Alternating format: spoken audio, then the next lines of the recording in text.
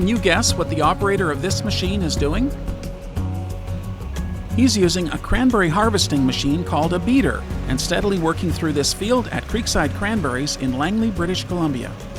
Well, what you're seeing here is a flooded cranberry field that's being harvested.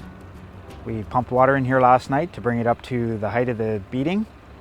To beat the berries off, we use a self-propelled harvester.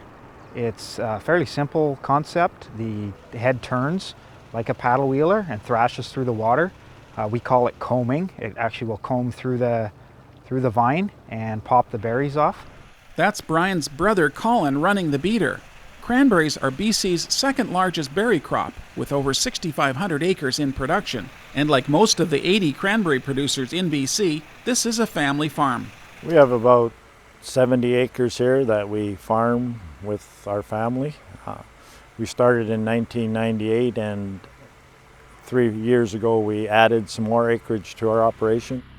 Before the fall harvest begins, a cranberry field looks like this, with low-growing vines loaded with ripe berries. But did you notice? There's no water in the field. These plants grow just like any other plant. They need a nice medium to grow in, they need drainage, they need irrigation. It's a common misconception that cranberries grow in water, but for the harvest, water is essential. The bogs are enclosed by low dikes, and the first step in the harvest is to start up the pumps. We use a lot of water.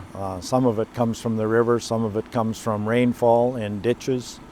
But this time of the year, typically we need a lot of water for flooding and harvesting the berries. Typically when you flood a field for harvest, you would flood it to 6 to 8 inches deep. And then once all the berries are beat off the vine, you would raise the water to a height where it's clear of all vegetation, and then you bring in the booms and gather up the berries. And the fact that cranberries float makes large-scale cranberry farming possible. This section of the field was harvested a few hours ago. The beater ran through here, made its path, and knocked all the berries off. And they have floated to the surface like they do because of the hollow pocket in the center of the berry. It enables them to float to the surface and also allows us to harvest the fruit without having to deal with the plant underneath.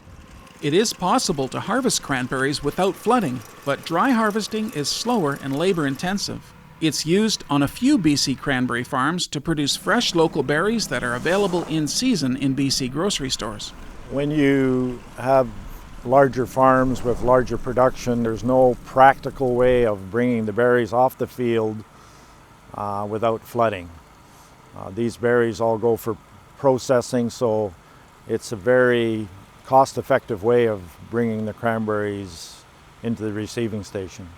And even though flooding and wet harvesting is more efficient, it still can take weeks to complete the harvest on a large cranberry farm. The number of beaters that you see in a cranberry field often depends on the size of the operation. A 5-acre field with a single beater will take pretty much an entire day to do a good job harvesting, but the larger your fields, the more beaters you're going to have. There are 40-acre fields out there that they will run 8 to 10 beaters in a row just to harvest the fruit quicker. And while it does take many hours to finish a field, the beaters are efficient and only require one pass. It seems this year that when we beat the fields, the single pass is enough. It knocks almost all of the berries off. The few that are left behind, they're not going to come off, and it's not worth it for doing a second pass for the time involved. In some of the deeper areas, we mark our path with stakes so that you can see where your last pass was.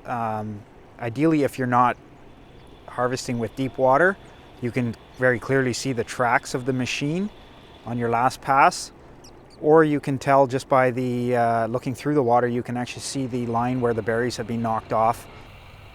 And all this activity during the fall harvest attracts a lot of attention from the public. It's a very interesting crop with beautiful colors and so different from anything else that we do in agriculture. It intrigues a lot of people.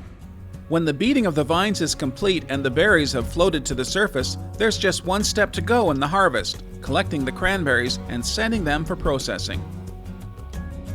This project is supported by the BC government's Buy Local program. delivered by the Investment Agriculture Foundation of BC with funding from the BC Ministry of Agriculture.